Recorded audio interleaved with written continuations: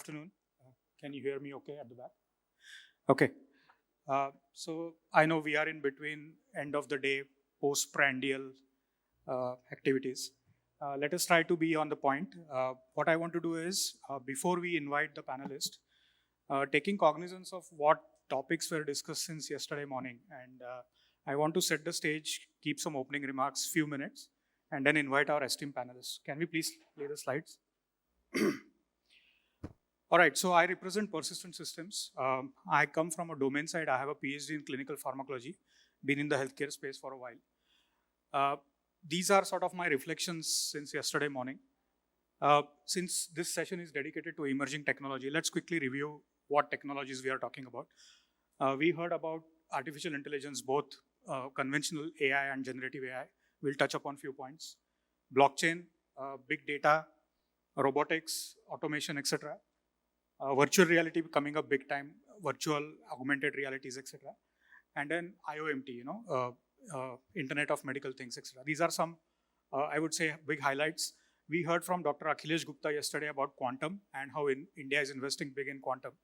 It would be an interesting topic to see how quantum can affect healthcare. It is definitely affecting in a positive way in the drug discovery domain. Healthcare remains to be seen. So if that is the vertical part, there is also something which is happening significantly in the medicine area right now. There is this big push towards what is called as a P4 medicine, very, very commonly used word. P4 stands for 4 sort of acronyms. One is preventive, participatory, predictive, and finally personalized. And I think quick examples, genomics is booming right now. There is significant amount of integration of genomics and imaging. So a lot of things are happening. We heard from our lot of other panelists here. More and more you are seeing screening going to healthy populations. So there is this preventive activity coming up very strongly. You see a lot of community awareness. In the US, even in India, there are what is called as crowd programs coming up where people are volunteering, participating in healthcare activities, whether it is screening, data creations.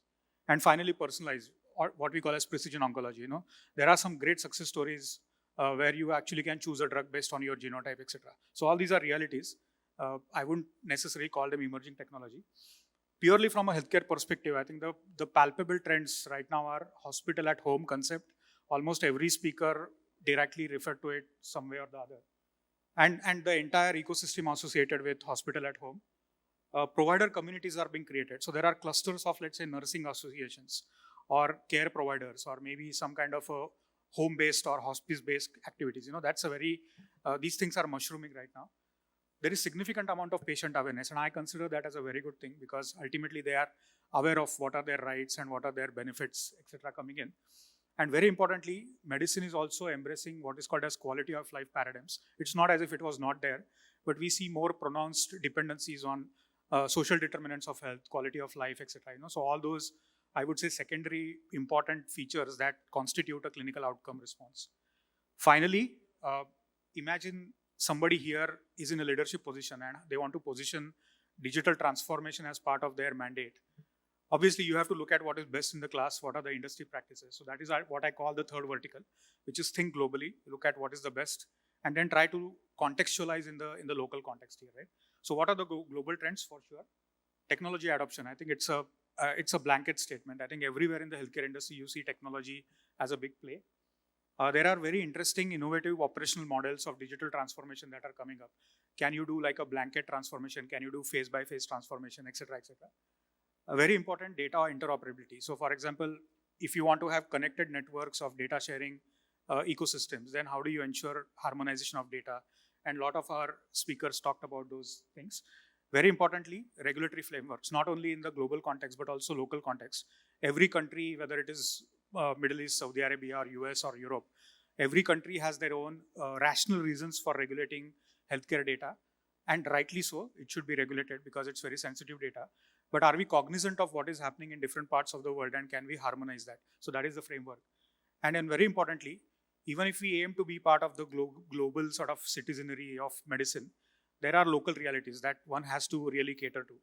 Those local realities actually go by the patient demographic. So I heard somebody talk about Indian diabetes, right? So the global diabetes is let's say a diabetes of a central obesity fat kind of a phenotype. But the Indian diabetes is a thin fat Indian diabetic. There is a lot of research that has happened through Dr. Yadnik and others. So then can we cater to the diabetic needs of the Indian population, which are very, very unique concepts? Very importantly, accessibility. I mean, you could think of the best-in-class technology, but is it accessible? Is it equitable? Is it affordable in the Indian context, etc.? So these are things that need to be covered. And then all these things, I believe, constitute a mind map of a decision maker. Many of us are decision makers here. And those decision-making sort of mind maps are in two zones. One is how do you ensure that you are committed to digital transformation? So my mind map will talk about, for example, how do I get ready for a future tech stack, which will at least hold me in good stead for next 2 to 3 years, because you cannot constantly change tech stacks. What is the time to cost analysis for doing all this, right? Because you need some kind of pragmatism to do it. Who would do this for me, right? I'm not an IT company. If I'm a healthcare provider, what kind of vendor partnerships I'm looking for? And then finally, within my own premises, how do I manage resources? Do I have the right people to actually be part of this technology transformation journey? And finally, purely from a business point of view, because I mean, after all, the bottom line is where we are looking at. What is the competitive niche? How do I maintain some kind of market advantage? How do I innovate? Because innovation is the name of the game here, etc. And then finally, sustainability, because you want to be in this business for a long period of time. So I believe these would be some representative thought processes in everybody's mind, one way or the other. And in fact, this is a nice setting stage for our panel discussion. As we heard from the organizers, and I would really like to thank the organizers for giving the opportunity. So with this in mind, with this sort of a goalpost, and not necessarily we stick to this, but we would like to remain in this bracket. I would like to, please, next slide, please. I'd like to invite our esteemed panelists here. I think in the interest of time, I'd probably do small introductions and then have the speakers talk about them. So I'd like to invite Srinath. Srinath represents the IT partner for the entire Asia region for Viatris, a very learned veteran person in the IT industry. Vishal, if I can invite you. Vishal represents, he's a group CIO of Lifecare Hospitals. Deepika, if you could come to the stage. Deepika is the India head for business development for Cleveland Clinics. Some interesting models she will talk about. I would also love to invite Dr. Harsha. He represents Restory Health, some very interesting innovations that they are working in this space. So if you don't mind, I'd like to interact this way. It will be far more eye-to-eye contact. Right? So I think this is the stage pretty much what we are looking for. What we plan to do in the given time, next 30 minutes or so, we will introduce certain pain points, certain areas which are of interest to all of these experts here. And we'll request them to share their overall ideas about what is happening in the field, their observations, their insights, and then towards the end, we'll keep it more interactive with the audience here, etc. So I think no particular random order. Here we'll start with you, particularly Srinath. I'm looking for your perspectives as a observer of the digital transformation space, not only in healthcare but also its associated ancillary ecosystems, which is pharma and etc. So my sort of leading question to you is, where are we right now? What is the field? What technologies are you looking for? What is the impact? There is a lot of hype, obviously. Can you try to help us differentiate the signal from the noise in this particular space? And where do you see a next 1 to 2 year horizon for this particular landscape? So we'll first hit upon the technology concepts and then take it over. So over to you. Sure. And before that, if you can just give us a little introduction to yourself and your profile.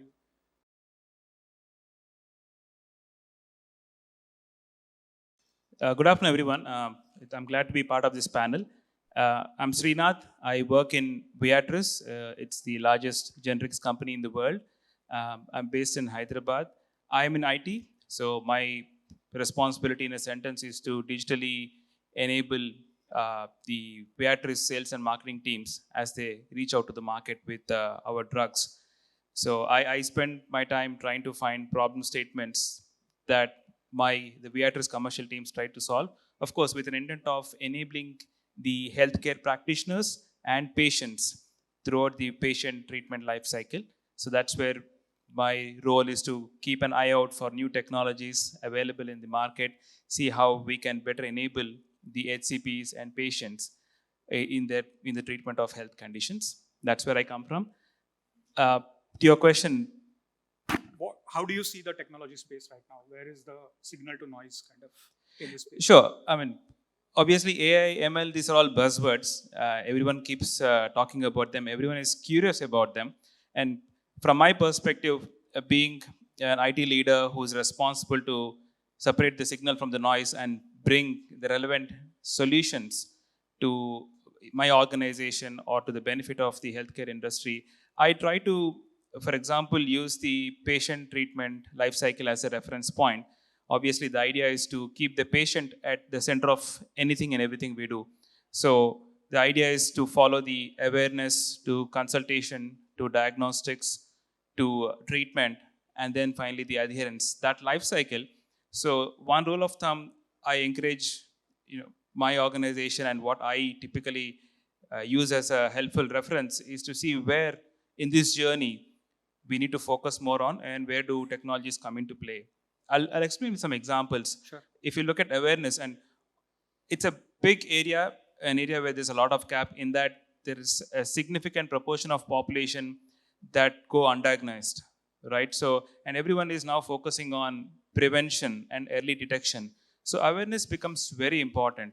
And a few technologies you refer to, augmented reality, virtual reality, they play a huge role in simplifying and making the knowledge easily accessible, making it very intuitive for the common man, the common patient, to understand what a health condition would look like, what are the symptoms, or for the healthcare practitioner to very easily explain the health condition, or even better, to understand the drug mechanism of action, if I talk from a pharma company point of view. So there is, and it's all not new, not necessarily new technologies, like you said, in some cases. Augmented reality has already been here. It's been used to render content in a very intuitive manner for several of these stakeholders. Virtual reality is also being talked about. Of course, the cost considerations always come into picture, which is where the general intent is to run some small pilots, first to see the viability of such new technologies, to see the efficacy of these technologies, and also understand the cost burden. Back to the patient treatment life cycle, there is consultation. Again, it goes along with the awareness and consultation in that it helps in the early detection, early diagnosis, and I've seen AR, VR being used. Of course, everyone knows about teleconsultation. It's an in thing, it's being used. It's something we also as an organization have tried to implement or partner with during the COVID time frame. It has come and it's going to stay. Diagnostics is another major area where we see a lot of uptake. I'm aware of several AI-based diagnostic applications. We already saw a few this morning. Yeah. For example, the National TB Elimination Program is a huge initiative. We as an organization also try to partner with Government of India. I know of several very interesting AI-based diagnostic models that are able to very accurately diagnose TB cases. That has been a big shot in the arm for that particular program. And then treatment followed by adherence. It all involves humongous amount of data. Typically, we have a lot of data, patient records. All of these are very ripe to harvest deeper insights around patients, around possible treatments. So AI, this is a very, very nice problem statement for AI, but of course there are several different possibilities on what problem statement you would typically target. Again, when we talk about data and possibly using AI, it's more important to first understand some of the low-hanging use cases, areas where there is significant amount of data already available, or white spaces where there is possibly a need but no solution to really come up with. Those are the rules of thumb we try to use to identify, and more importantly also, not to really go up with a big bang approach, but start with just a slow improvement, or just a how to say delta change or improvement on top of what we're already doing. That's how we try to see the utility of these new technologies. Yeah, but that's my perspective. Yeah. Sure. Thank you. I think we'll come back on a few leading questions. So I'd like to pick up on the AI thread. So what I'm hearing out of this 5-6 emerging technologies, I think probably AI is probably in the spotlight right now. In the last 6 months more so.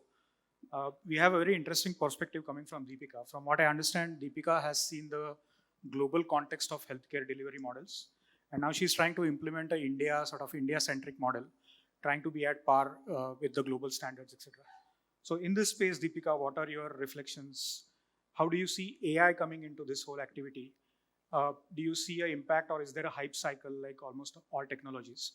And again, the same question, where is the signal to noise in the AI concept? So if you can reflect on that. Sure. Thank you so much for the context setting. I appreciate that. My name is Deepika Grandhi. I'm the representative for Cleveland Clinic in India. And for those who haven't heard about Cleveland Clinic, it's one of the top hospitals in the United States. My responsibilities here include patient facilitation, patient acquisition, clinical education for a lot of physicians and medical students. And I also spearhead the telemedicine efforts for Cleveland Clinic in India. Back to your question, Dr. Santosh, I think we all in this room agree that AI is growing at a blistering phase. And I think some of the stellar work that has been demonstrated by our companies in the back room is only a validation for the fact that AI holds true potential. And definitely, you know, there is hype, but I think there is also a strong potential that cannot be ignored. I would like to say that, you know, with regards to the evolution of AI in healthcare, you mentioned the 4 Ps in your presentation. I would like to add one more P, which is, you know, obviously productivity and efficiency. I think I think we all will be successful as healthcare professionals if we are able to offer a value-based equation to our patients. And what I mean by that is offering healthcare, high quality healthcare at low cost. I think all of us have that unanimous goal here. We have that responsibility to be able to offer that to our patients. And I think AI is a strong enabler in doing that. And I want to use a use case of Cleveland Clinic. And we have one of the lowest mortality rates for cardiac surgery in the United States. And how have we accomplished that, right? And AI has played a huge role. So we use an STS risk calculator. It's developed by the Society of Thoracic Surgeons. But basically what it does is it calculates the predicted risk of mortality before a patient actually goes through surgery.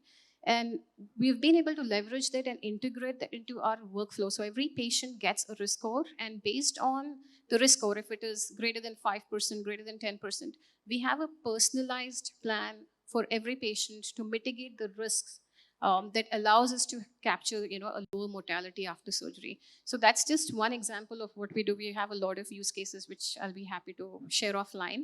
But to your question, I think there's definitely no hype, and it has a huge potential. Do you see generative AI seeing a pragmatic uptake in near future, or it will continue to have explorations?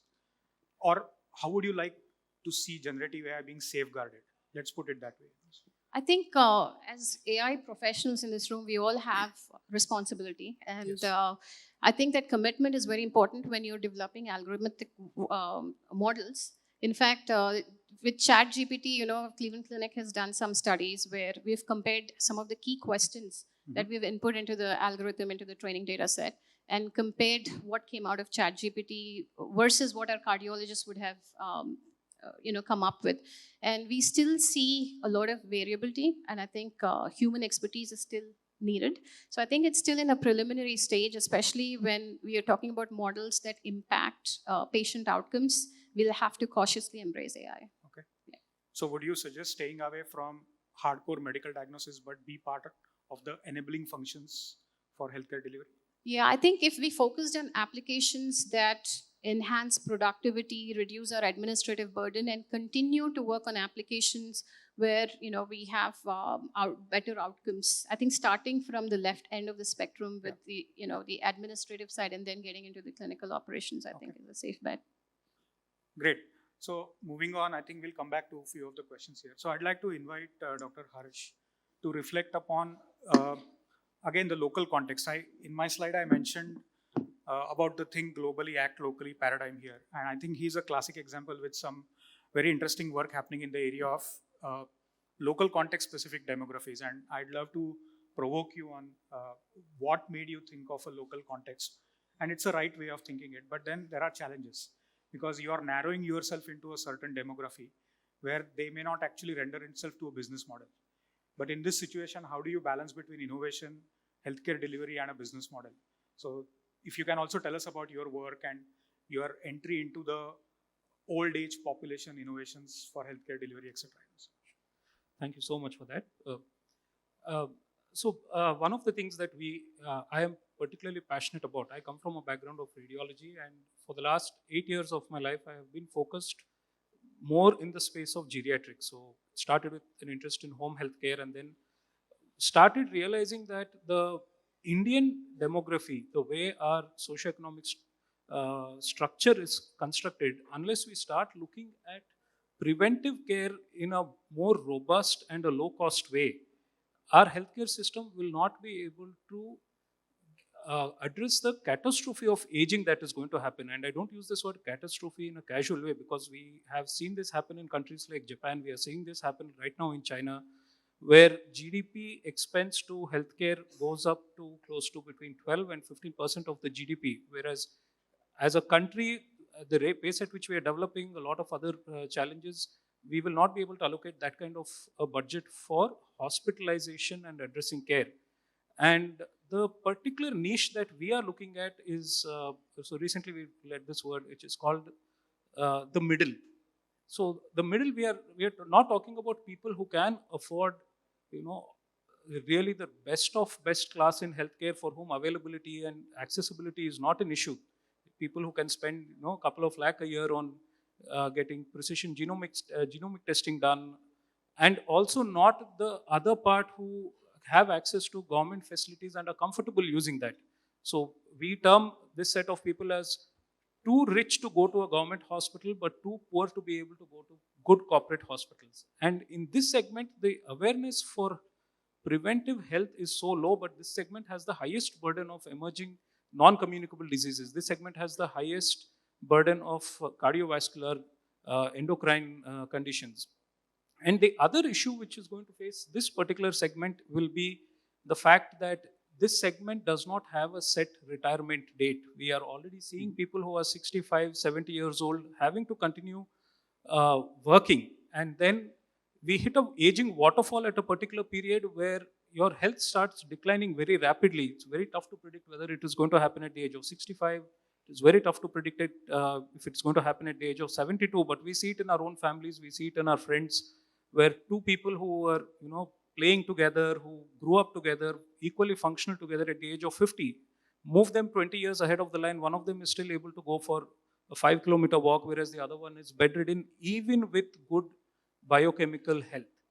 So we started looking into this about 5 years back and realized that when we start talking about predictive health, preventive health, it is not just biochemistry. Biochemistry happens to just be about 20% of that. Your HbA1cs, lipid profiles, they are quite important. But more than the biochemical part, we started understanding the value of looking at pharmaceutical health, physiological health, and psychological health, and nutritional health. So these are the 5 areas we work in. And what we basically do is we capture about 200 data points on each segment, and then combine it all and start tracking it on a few of them on a daily basis using WhatsApp as a platform. Because again, when we talk about the lost middle population part of India, they are not really tech savvy. They don't really have access or the interest in going in for high-end IoT devices, or even the knowledge or training required to implement IoT at a large scale for them. And by IoT, I'm talking about your smartwatches, smart bands,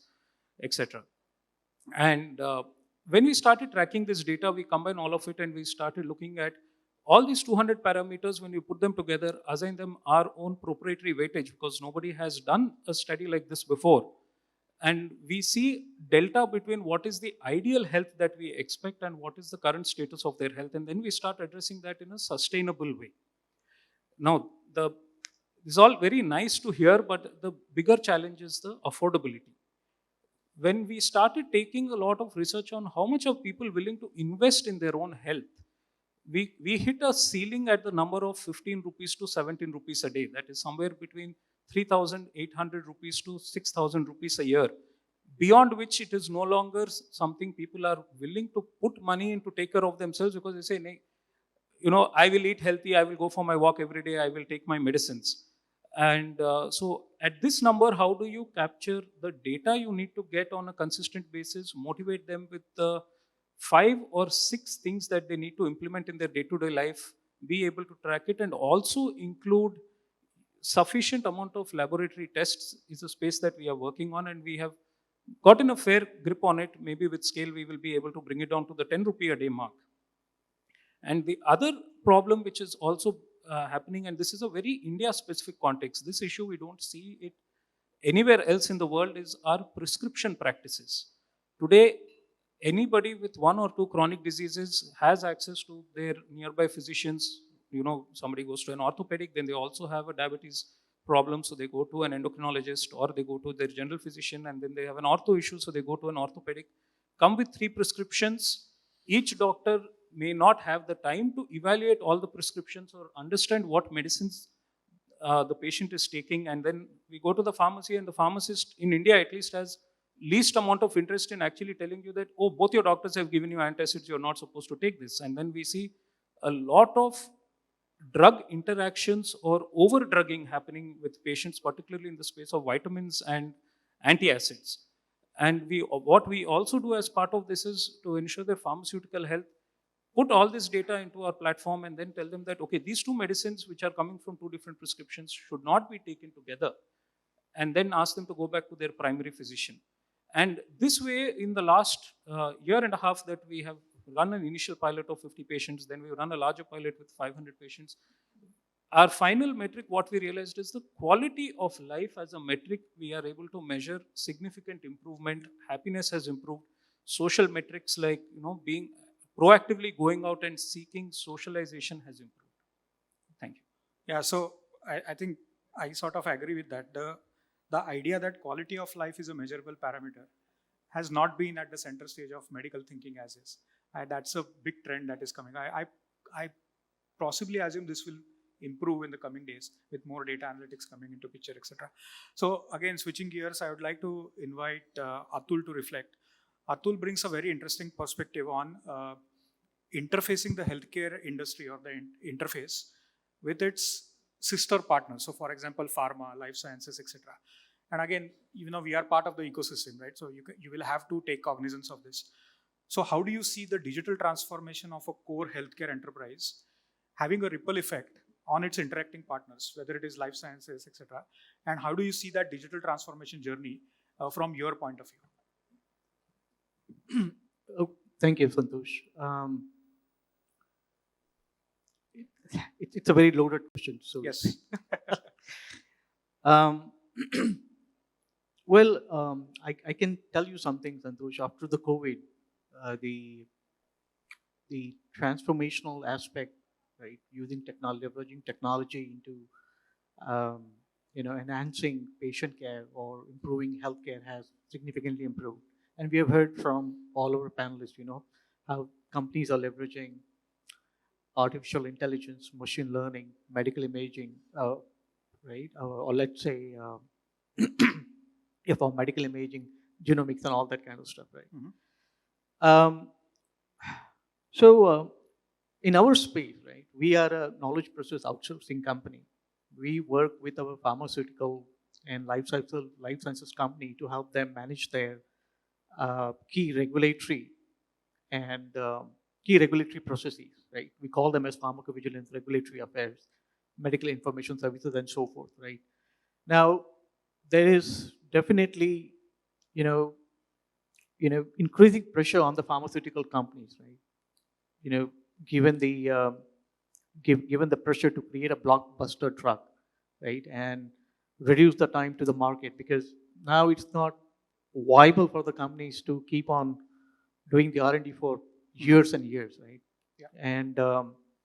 And what Moderna and other companies did during the COVID, accelerating the clinical trials through the use of artificial intelligence, and they call it lab of the future, right? Where they can in a very fast manner, they can test the efficacy of a chemical compound against the biological success rate and all that kind of stuff. So So they have to cut down on all other areas, right? Cost. So pharmacovigilance is one of the process, right? It is very labor intensive today. I mean, if you see 3 years down the line or 5 years down the line, you process a case. It used to, take around 30 minutes to 45 minutes, processing a case. And what we, and then there is obviously labor dependency on that, right? So we are talking about efficiency. You multiply those kind of, 80% of efficiency using artificial intelligence to look at the data, to extract the data, right? To do the triaging, and then automatic data entry, right? You cut down the human intervention totally. Now, you increase the efficiency over there, right? Human efficiency, right? And but you also improve the consistency and reduce the error rates over there, right? Now, 3 years down the line, if you were talking about using artificial intelligence into all these processes, people were saying, it's a risk-averse industry, right? They would rather wait for others to do it, right? It's kind of wait and watch, right? They would not dabble their feet into the water, or even if they do it, very slowly.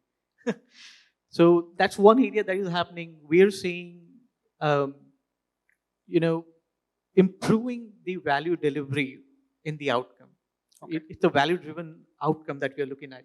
It's no longer doing signal management. It's an important process. You can't do signal management just for the sake of, because you have to submit a report, right? What I'm seeing is, again, artificial intelligence, machine learning is coming into play over there, and now companies are looking at, can we move from being reactive, doing trend analysis, statistical analysis, to being predictive? What is going to happen?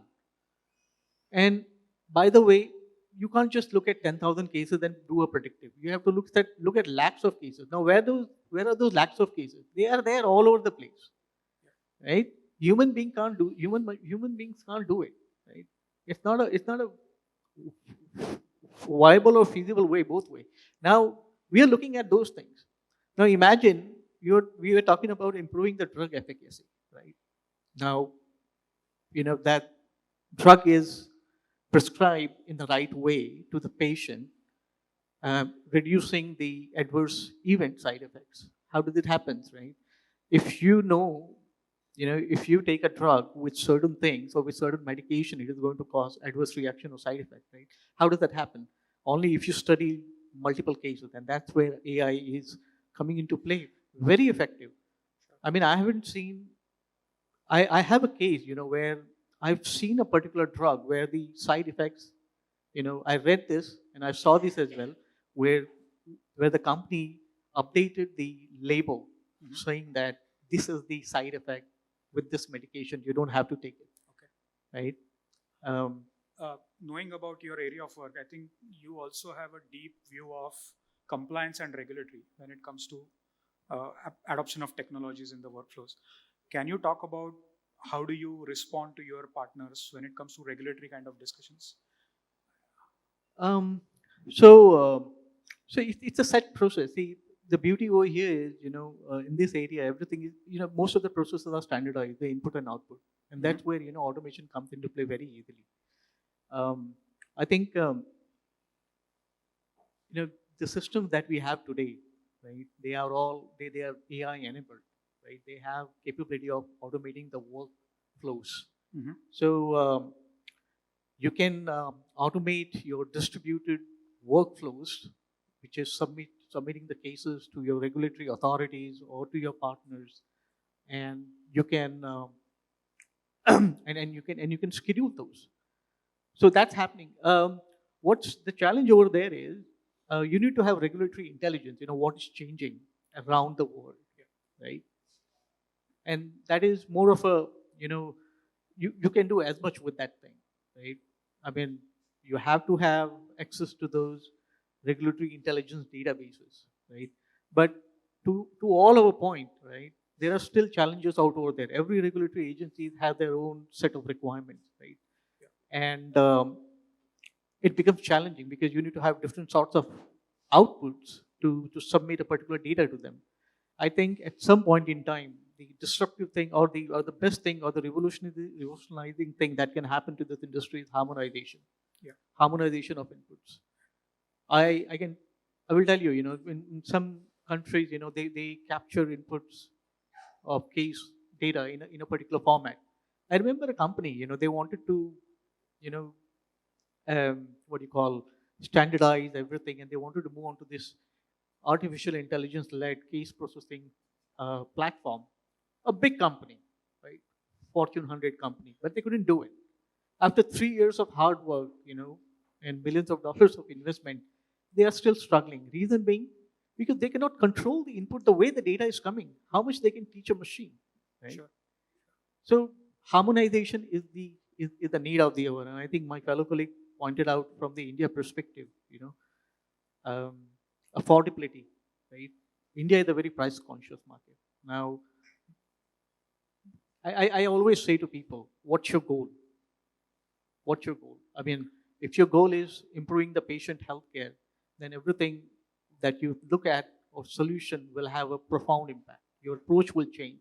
But if you look at an efficiency perspective, I mean, you will start looking at solution from a different perspective. You will stop over there, right? All right, thank you. And in the context of the panel and the brief that I had, I wanted to have Vishal to have the last say. So what we are looking at Vishal as a representative of the CIO persona, typically a digital transformation journey of a hospital will be on the table of a CIO. Knowing the threats that we just heard about, global, regulatory, medicine, technology adoption, etc. We would like to know what goes through your mind when you have a mandate of undertaking a digital transformation journey. What are the do's and don'ts? What would be your guardrails? What are the brass tack decision making that you would typically look for? Because I believe that there are not too many group CIOs right now who would be venturing into this kind of activity. We believe that it will happen in the coming years, but this would be like a crystal ball gazing moment to see what is the roadmap to a digital transformation in the Indian context, and how do you conceptualize this whole activity from your point of view? Good afternoon, everyone. Myself, Vishal Gupta. I'm in health IT since last 24 years. I started with Fortis and other corporates, health IT in India and across Middle East. I was the chief advisor for Ayushman Bharat Digital Mission, National Health Authority, and that gave me opportunity to see the technology as well as to see the implementation of technology on a scale like India. Yeah. So I share my experience. First thing, Dr. Santosh, you covered everything on your slide. So there is nothing, more. I want to comment on that. That was really interesting. Thank you. So that gave a very little scope for everyone to speak. But, but I personally feel the problem is not in terms of technology. The problem, right now we all agree, we all acknowledged that there is absolutely no doubt in terms of the capabilities of these technologies, because these kind of discussions were happening 5 years or 6 years back. Then they were valid discussions that in terms of the capabilities of AI, ML, AR, IoT devices in healthcare, and then we all used to prove, the capabilities of these solutions. But now we have, I think, past that phase. Yeah. But now the question comes in, why we are still struggling in terms of, that adoption, if, these technologies has been proven in public, private healthcare and healthcare ecosystem, that why there are so much issues in terms of adoption in these institutes. I see, I think perception itself, and I started with the first point is a perception, because perception itself is the problem, especially in the healthcare community. Mm-hmm. Because most of the healthcare professionals see these technologies as the replacement of them, right? Okay. So they see that if I am the healthcare professional and you are the IT people and your technology is going to work better than me, then why I am required in this organization? I think we need to change that perception, and we need to create an ecosystem, and that ecosystem should give a message to these healthcare professionals that IT technology, be it any technology, AI, ML, AR, IoT, any technology, these technologies are going to augment them. These are the technologies which we are implementing for them, right? That message has to go very clearly. And we need to create a kind of a, when I talk about the government initiative, we need to create an ecosystem where the message goes that, the adoption is by choice, right? It is not by force or by policies. It has to be like WhatsApp, like Facebook. I'm using all these, no one is forcing me to use the Facebook or WhatsApp, but I'm still using it, right? So that kind of adoption should come by the value system. We need to create a value system by implementing these technologies. That's what I feel. The second excuse which we get most of the time is the data privacy, data security. So I think India as a country, we have done enough on that.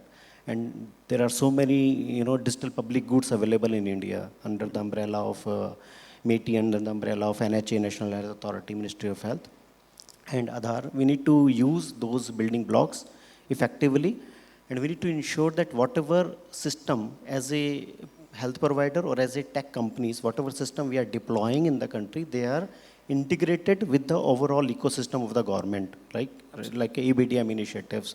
We need to ensure that my system is integrated with the HIE platform, HPR platform, HFR platform, AHBA ID, Health ID. So there are so many building blocks which government is providing as a free of cost. The only thing which I need to spend little efforts. I need to ensure that my systems are integrated with this overall ecosystem. So I be a part of the overall digital health ecosystem, right? The third thing is I need to ensure that, the data governance, that whatever the data sets, that is mostly, very commonly excuses given by the community, by the providers, by the health tech, that India is not having data standardization, right? So every alternate days we listen all these things. So again, there are data sets available, there are data standardization available. I was part of this, policy framework for Ministry of Health, where we created a kind of a data policy for the data retention, data standardizations, and CDAC is helping to the government where we have a FIRE profiles. Yeah. So if any tech provider or any provider use those kind of frameworks, then there would be a part of this digital ecosystem. And the last thing which I, mention most of the time is whatever we create in any healthcare organization, when we are in public health system, provider system, or private, especially the private health system. Because I'm telling this because when I was the part of the Apollo in Delhi, so I used to push the technology to the doctors, and often I used to revert back that you come here and you do the surgery, and then we will use your system. You do my work, and then I use. So for them, using a system is IT work, right? So we need to change that mentality, and for that we need to ensure that the system is very, very simple. They are very low cost. They are very, very user friendly. So the doctor or any healthcare professional, they tend to use those applications without any fear. So I think that kind of ecosystem we need to create. That is my advice.